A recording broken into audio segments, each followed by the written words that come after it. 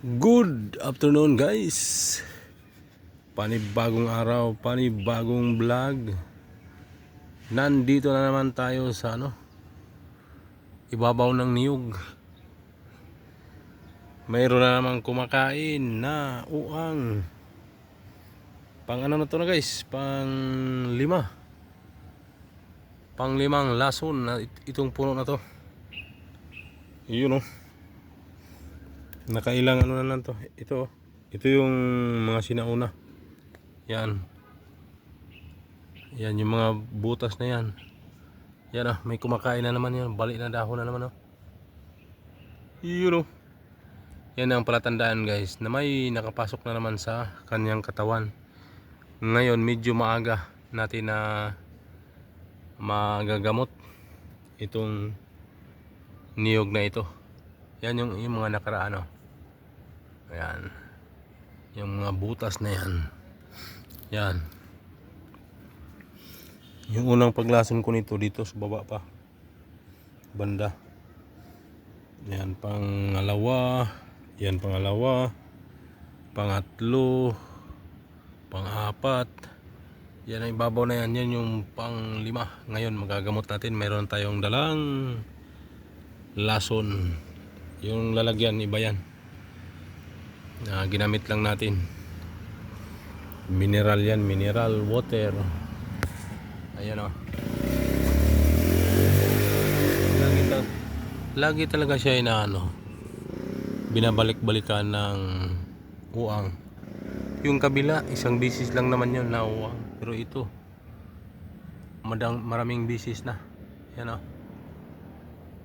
itong mga sanga na to itong mga dahon na to, yan mga patay na yan, mga dati-datihan pa yan.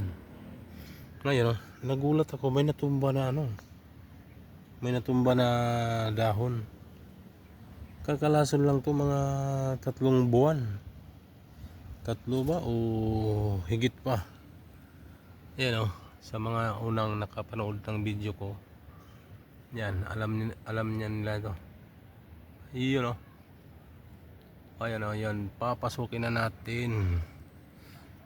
Yan, kaya ba to hiwalang cut o post na lang? Post kung kaya, post na lang. Sana hindi mapindot sa bulsa kasi tinatamad si Rickman mag-edit. Ayan guys, napainom na natin. Yun yun parang gatas. Yan, mula dyan sa ibabaw.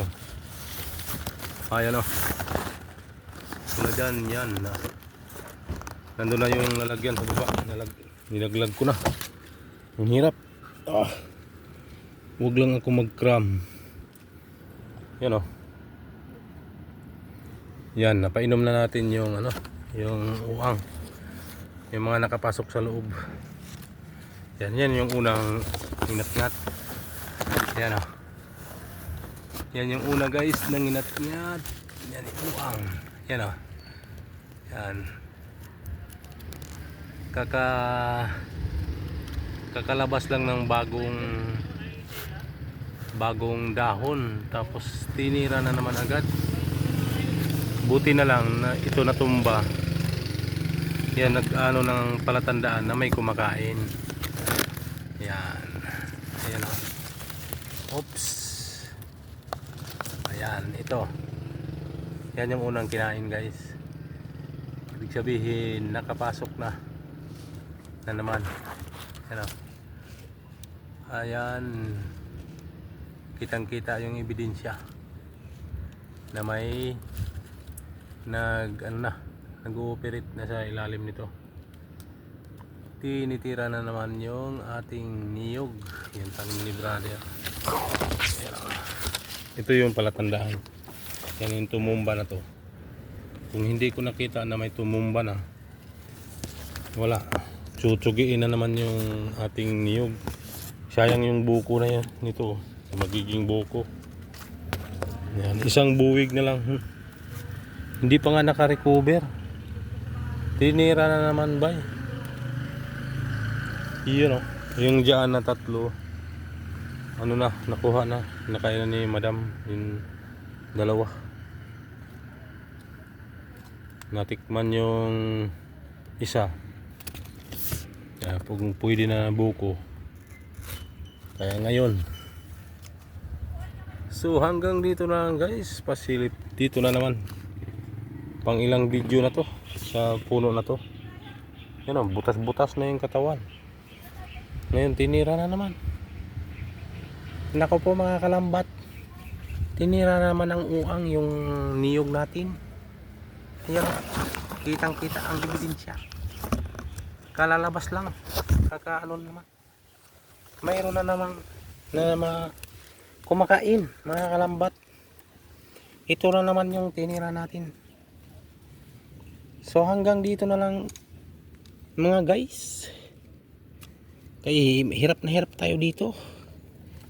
Mabuti kung mababa yung, tingnan nyo guys, nasa mahigit 12 feet tayo. Pero mababa lang naman. Hindi naman kasing taas. Yan guys, yung mga bahay na yan. Oh. Ayan guys, dalawang palapag. Ayan oh, shout out kay Ate Luling. Yan oh, nandyan, kita nyo si Ate Luling sa baba. Yan. So hanggang dito na lang guys. Thank you for watching. Kaya hirap na hirap si host dito sa taas. Baka malaglag ang ating cellphone ay wala na tayong magagamit pag masisira. Thank you for watching. Bye bye. Yan o. Hirap na hirap tayo dito guys. Bye bye.